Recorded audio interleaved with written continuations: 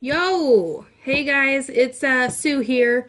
I just wanted to real quickly introduce this video to you.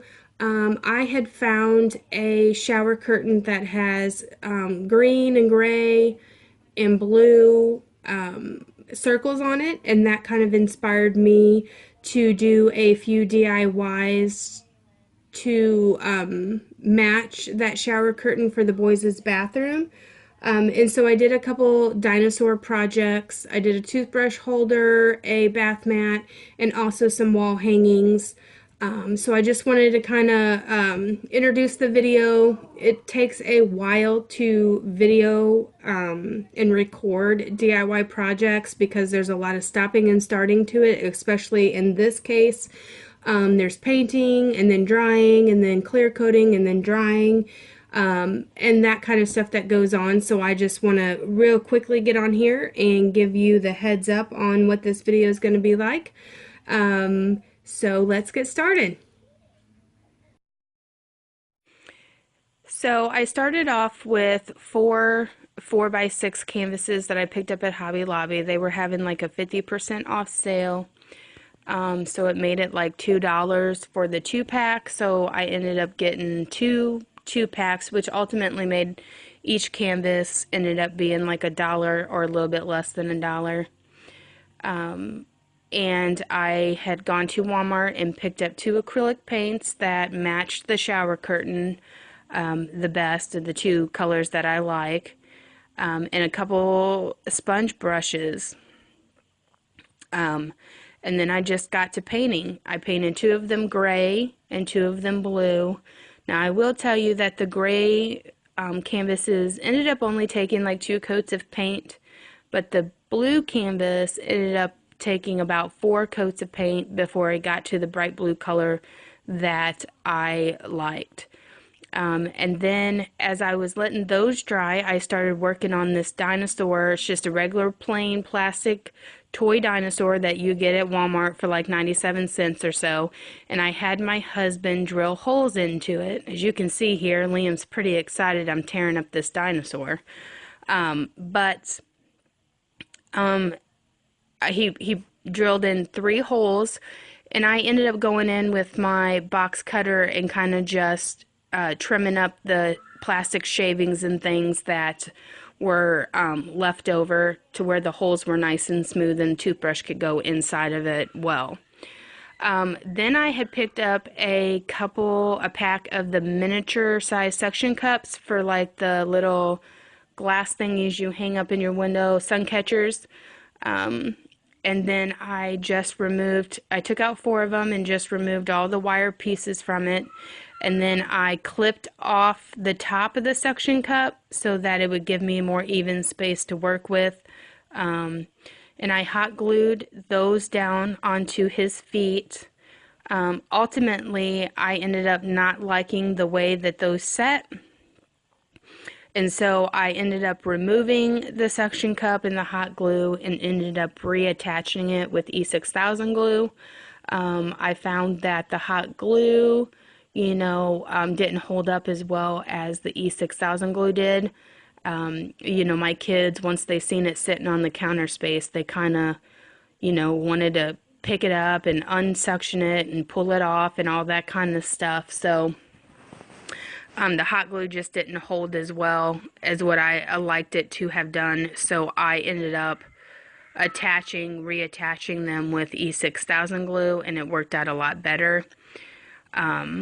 And so there that is. You see me putting in toothbrushes in there just to make sure the toothbrushes would go in, and they did. Now I'm playing with the dinosaur. Okay, so then the next thing I did is after my canvases were dried, I had my 7-year-old color me some pictures just out of a regular plain dinosaur coloring book, and I just told him to color them any way which he wanted, but to color it good because they were going to be going on the wall. And so this is what he ultimately ended up doing. And so I decided that, okay, that's the way they were going to go up.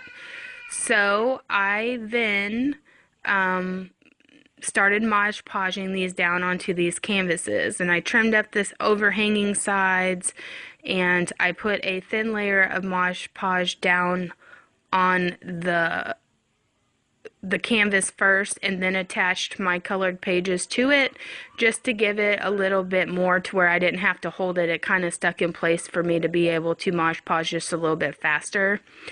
And you know, I don't have tons of time, so I ultimately end up trying to do things the quickest that I can. You can see me here on this one. I am putting that thin layer of Mod Podge down, coating the canvas just a little bit, and then I'm going to attach that dinosaur there, and it just allows it to stick on there to where you're not trying to have to hold a piece of paper and try to Mod Podge over the top of it. I decided that little box cutter thing that I use in my crafts is just not cutting it, so I ended up just getting out the scissors and trimming it off a lot faster. I didn't want to try to push the box cutter because I wanted it to be in that specific spot on that canvas, and I was afraid it was going to kind of maybe tear the coloring page or, you know, move it to the point where I would have to undo it and put it back on there.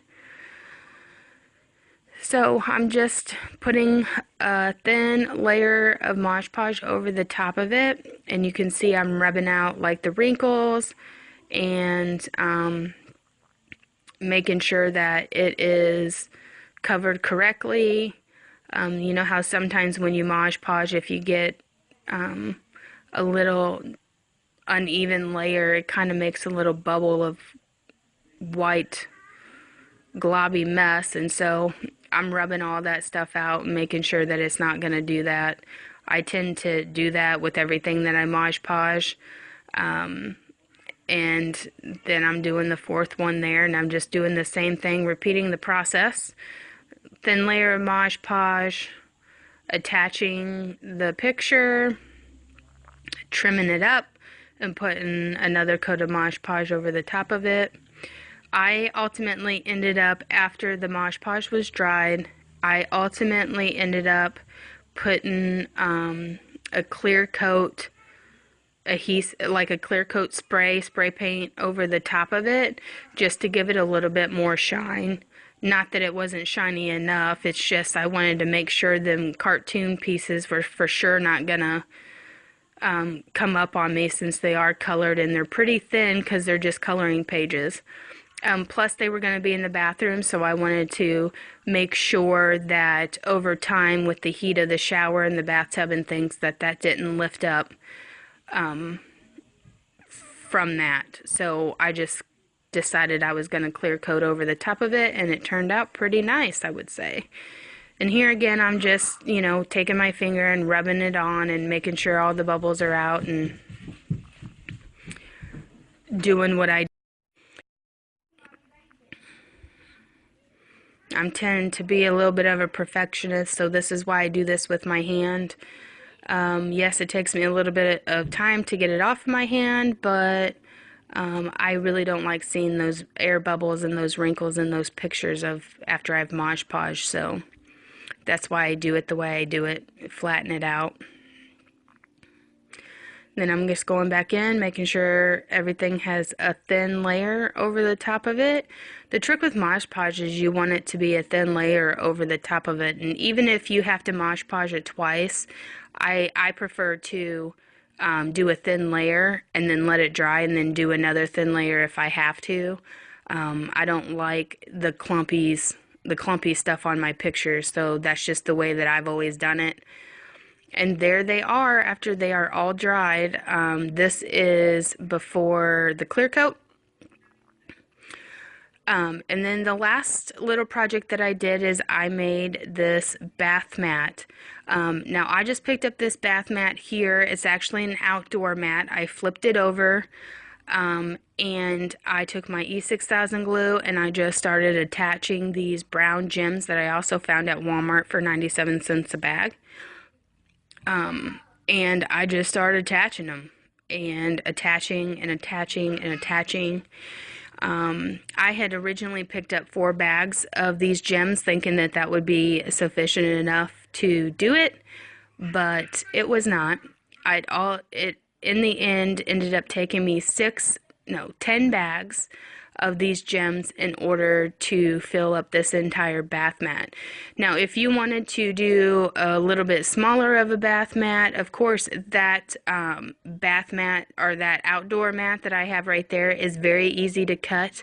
And as a matter of fact, I trimmed up the sides to it at the end of it. And I just took regular plain old scissors, and they are very easy to cut with scissors.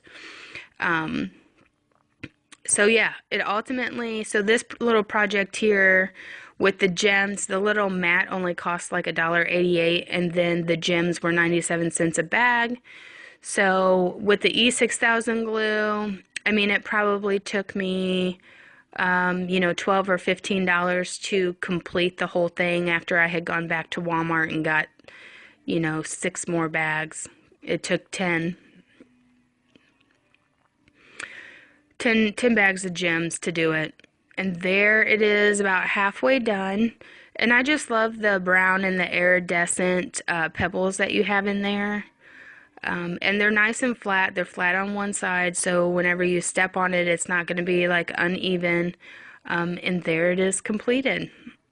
And as you can see, there's a little spot in the back that that's uneven, so I ended up trimming that. So there's all 3 projects, the wall hangings, the toothbrush holder, and the bath mat. We will eventually go in and start adding some more dinosaur decorations to the bathroom, but this is just what we're starting with. And then you can see here how much brighter, I don't know if you can really tell, but after I clear coated it, the pictures just look so much brighter than they did just with the Mod Podge on it. And there that mat is sitting in my bathroom. And the boys' bathroom is quite small, so, and then I just took 4 command hooks and just attached those right to the wall and put those on there. And then there you can see that there's that dinosaur.